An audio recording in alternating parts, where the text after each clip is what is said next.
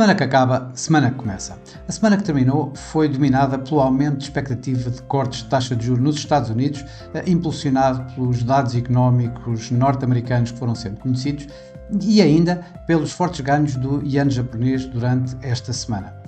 A semana começou com Jerome Powell a falar no Congresso, em que repetiu aquilo que tem ultimamente vindo a dizer, ou seja, que acredita que a atual política monetária do Fed acabe por levar a inflação à sua meta dos 2%, no entanto, continua a precisar de mais dados iguais aos que têm saído ultimamente, em que se mostrou confiante de que esses mesmos dados levem então a inflação para a sua meta dos 2%. Nos Estados Unidos tivemos então dados económicos importantes esta semana, nomeadamente os tais da inflação que proporcionam a tal confiança dos membros do Fed para o início de um ciclo de cortes de taxa de juros. Realmente essa inflação veio a favor, digamos, desses mesmos cortes de taxa de juros, com os preços a nível mensal a caírem pela primeira vez nos últimos 3, 4 anos, em 0,1%.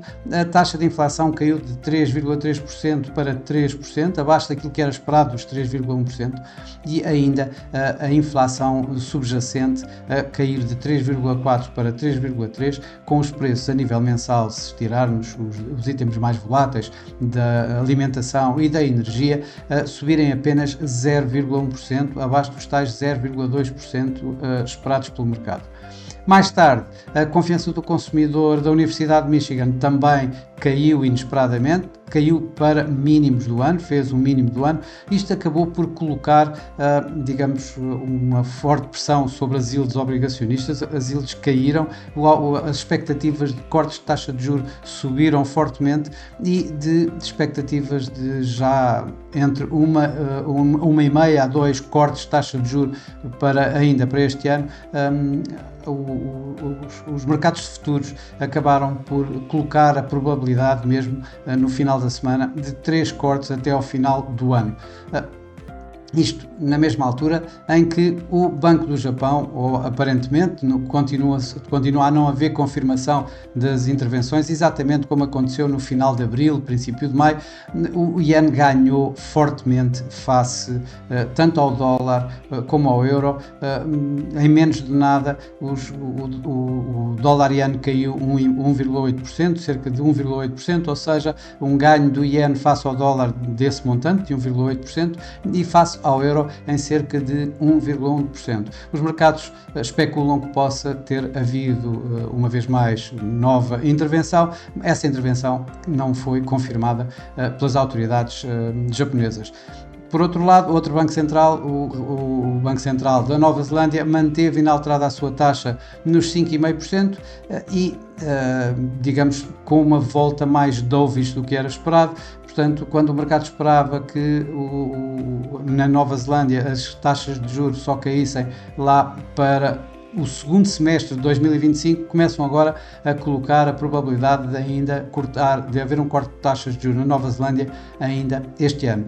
Por outro lado, tivemos o início da época de resultados, com os maiores bancos norte-americanos a apresentarem resultados, como o JP Morgan Chase, Wells Fargo, Citigroup, que apresentaram resultados acima do esperado, no entanto com margens financeiras mais baixas do que as do ano passado, e isso acabou por levar a alguma retração neste tipo de ações, ou seja, no mercado, no setor financeiro.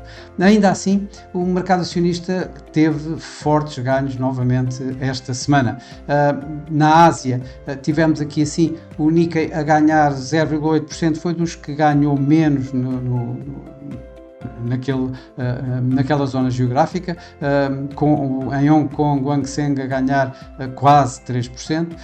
Na Europa tivemos ganhos moderados, em que aqui o Eurostoxx mostra aqui um ganho à volta de 1,3%, que foi praticamente a média, digamos, dos principais índices europeus, e nos Estados Unidos a média, digamos, foi dada também pelos ganhos do SP500, ali à volta de 0,8%.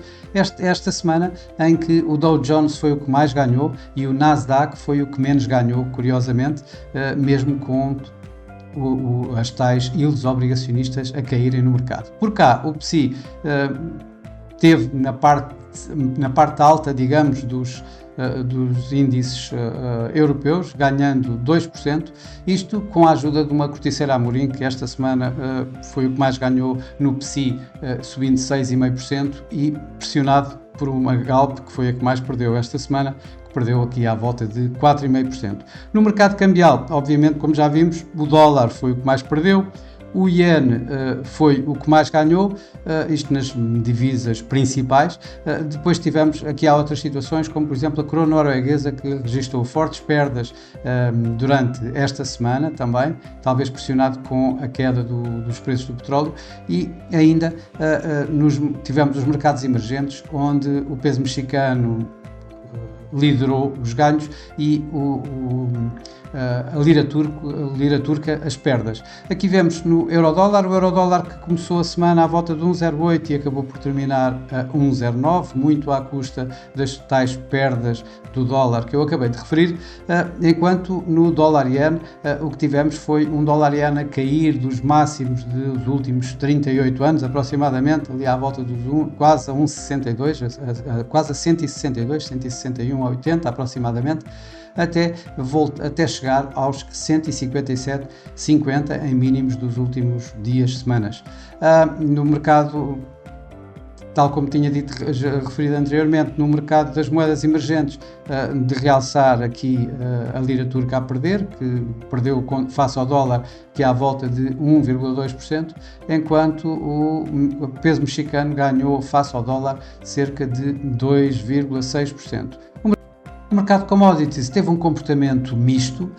O ouro conseguiu aproveitar as quedas das yields obrigacionistas e a fragilidade do dólar para ganhar aqui quase 1%, enquanto o petróleo acabou por cair, acabou por apresentar perdas, isto mesmo com a redução dos inventários de crudo norte-americano, mas apesar de tudo isso pesou muito mais, digamos, a diminuição das tensões no Médio Oriente e os dados, digamos, na China menos que apontam para uma redução do consumo de energia, que acabou por colocar os preços do petróleo uma vez mais em baixo, terminando a semana, como vemos aqui, o WTI a cair cerca de 1%, um pouco mais de 1%.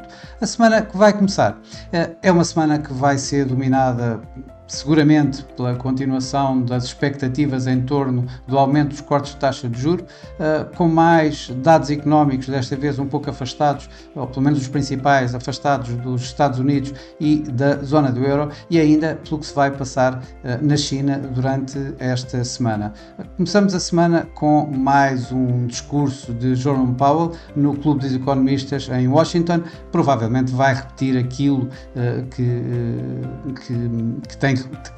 tem dito ultimamente. No entanto, desta vez tem mais um dado que é os